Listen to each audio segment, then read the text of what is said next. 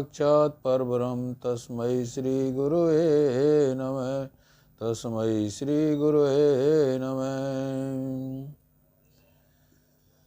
हमें अध्यात्म की प्रेरणा जहाँ से मिलती है, अपने कल्याण करने की संगति जहाँ से मिलती है, अपने तत्व भगवत तत्व प्राप्ति की प्रेरणा जहाँ से मिलती है, ऐसे सद्गुरुदेव के विषय में हमें उनका बहुत ही आदर करना चाहिए, उनका सम्मान करना चाहिए और उनकी संगति में प्राप्त हुए प्रवचन और दिशा निर्देशों के अनुसार ही हमें रहना चाहिए। हमारे सद्गुरुदेव स्वामी ज्ञानानंद जी महाराज महामंडलेश्वर गीता मनीषी जी की प्रेरणा से हमें अध्यात्म का रास्ता मिला। उन्होंने ही हमें सत्संग में बैठना, ध्यान लगाना, पाठ करना, मंदिर में आरती करना और नाम स्मरण करना सिखाया है। उन्हीं के अनुसार हमें, उन्हीं के दिशा निर्देश अनुसार हमें अपने कल्याण का रास्ता मिला है। वे गीता मनीषी जी आज इस संसार में, पूरे विश्व में गीता प्रचार के लिए बहुत ही जाने जाते हैं। वे विदेशों में जाकर के गीता का प्रचार करते हैं, भारत में तो कर ही रहे हैं। अपने भारत के अंदर उनके सत्संग कहाँ कहीं 1 दिन का, कहीं 2 दिन का, कहीं 3 दिन का, ये चलता रहता है। लेकिन विदेशों में भी जाकर के वे गीता का प्रचार कर रहे हैं, क्योंकि गीता के अंदर ऐसे ऐसे रास्ते हैं जो हमें जीवन में जीने की कला को सिखाते हैं। वो सीधे कहते हैं कि गीता में ऐसी कोई समस्या नहीं है जो ना मिले, गीता हर समस्या का समाधान है। और गीता के विषय में उन्होंने प्रचार के लिए जियो गीता नाम से भी एक संस्था का स्थापना किया है। Global inspiration and enlightenment organisation के नाम से ये संस्था, इसका हेड ऑफिस कुरुक्षेत्र में है और इसी के माध्यम से उन्होंने गीता का पूरे विश्व में प्रचार किया हुआ है। उनके दिशा निर्देशों के अनुसार हमें जीने की जो राह है वो मिल जाती है, क्योंकि गीता के अंदर जो भी साधन मिलते हैं, ध्यान के, भगवत स्मरण के, कर्म योगी बनने के, ज्ञान योगी बनने के, भक्त बनने के सारे साधन जो है ना, हमें गीता में उपलब्ध हैं।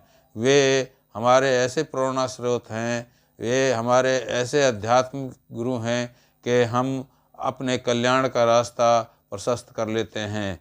जब भी हमें कभी किसी चीज़ की समस्या आती है, किसी भी विषय में हमें परेशानी महसूस होती है या किसी विषय के बारे में हम अनभिज्ञ रह जाते हैं, तो हम उनके दिशा निर्देशों से, उनसे वार्तालाप करके, उनसे अपनी जिज्ञासा प्रकट करके समाधान अपना खोज लेते हैं। वे बहुत ही सरल हैं, उन्होंने हमें सरल बनना सिखाया है, उन्होंने हमें सहनशील बनना सिखाया है। तो उनकी जितनी भी शिक्षाएं हैं, एक मनुष्य को साधक बनाने के लिए, एक मनुष्य को जीवन की सही कला से जीने का जो रास्ता है वो बताया है उन्होंने। इसलिए हमें उनको, हमारे सतगुरु महाराज से हमें जो भी दिशा निर्देश मिलते हैं, हम उनका पालन करते हुए अपने जीवन के अंदर जो भी समस्याएं हैं उनका समाधान हम ढूंढ लेते हैं। कई बार ऐसा होता है कि हम बहुत कार्य करते करते या बहुत ही संसार के अंदर उलझते हुए अपनी समस्याओं का समाधान नहीं कर पाते हैं, और ऐसा हो जाता है कि हम उलझ पुलझ में फंस जाते हैं। जब उलझ पुलझ में फंस जाते हैं तो हमें रास्ता खोजने के लिए अपने सतगुरु के पास जाना पड़ता है, और उस सतगुरु के पास जाने के बाद हमें वो कोई ना कोई समाधान मिल जाता है। हमारे सतगुरु सरलता से रहना सिखाते हैं, हमारे सद्गुरु जो है ना सहन से शक्ति सिखाते हैं, शिष्टाचार सिखाते हैं।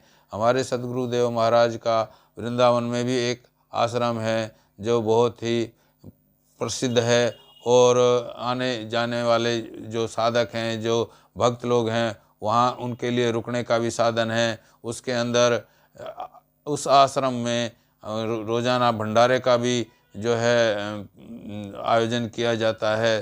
तो इस प्रकार से हम जो कल्याण का रास्ता है, हम जो कल्याण के रास्ते को खोजने जा रहे हैं, तो सतगुरु की संगति से हम उसे प्राप्त कर लेते हैं। गीता के तो वे मुनीषी कहे जाते हैं। गीता के बारे में तो उनसे कोई भी कहीं भी समाधान कुछ भी पूछना हो, कहीं कोई समस्या रखनी हो तो वो तुरंत खोज करके बता देते हैं। डॉक्टर हों या राजनीतिज्ञ हों या ये कहिए कि कोई संसारी जीव अपने जीवन को चलाने में किसी कोई दिक्कत महसूस कर रहा है, या यूँ कहिए कि कोई मतलब आईटी क्षेत्र का हो, या यूँ कहिए कि कोई अध्यात्म क्षेत्र का हो, या यूँ कहिए कि कोई कलाकार हो, सबके लिए जो है ना गीता के अंदर वो समाधान बता देते हैं। उन्होंने सबकी समस्या के लिए छोटी छोटी जो है ना पत्रिकाएं भी निकाल रखी हैं। उन पत्रिकाओं के अध्ययन से भी, उन पत्रिकाओं को पढ़ते हुए भी हम उनके अंदर अपनी समस्याओं का समाधान खोज सकते हैं। उन्होंने गीता प्रेरणा के नाम से गीता की एक ग्रंथ भी निकाला हुआ है जो बहुत ही सहायक है, बहुत ही हमें प्रेरणादायक लगता है। उस गीता प्रेरणा को पढ़ने से हमें जो संसार के अंदर जो जीवन है उसको जीने की कला सीखना आ जाता है। इस प्रकार से हम जब भी कहीं दूसरी समस्याओं में फंसे रहते हैं, जैसे फ़र्ज करो हमें कोई कार्य करना होता है तो हम कार्य करने के लिए बहुत कुछ सोचते हैं, लेकिन वो कहते हैं कि कार्य करते करते उसके अंदर जो है ना भगवान को भी साथ में रखो, उनका स्मरण करते रहो। वो अर्जुन का और भगवान कृष्ण का उदाहरण देते हुए, क्योंकि अर्जुन को उन्होंने यही निर्देश दिया था, यही उपदेश दिया था कि तुम अपना कर्म भी करो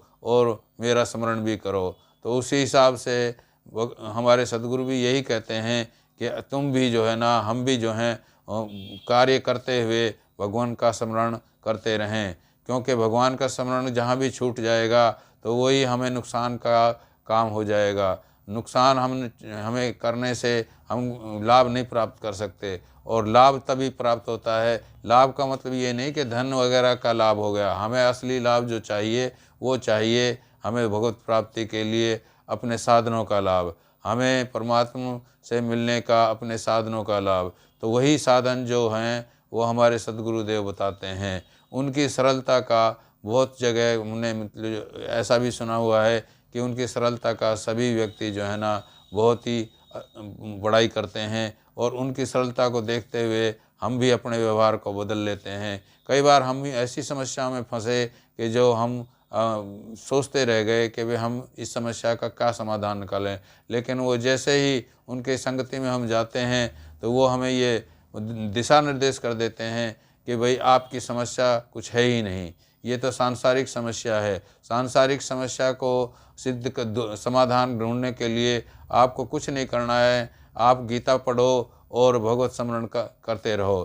तो इस प्रकार से उनके दिशा निर्देशों में हम अपना कल्याण कर सकते हैं। भगवान से हम यही प्रार्थना करते हैं कि हमारे सतगुरुदेव हमें प्रेरणा देते रहें और भगवान उनको बनाए रखें। जय श्री कृष्ण, जय श्री राधे, जय भगवत गीता, जय गुरुदेव।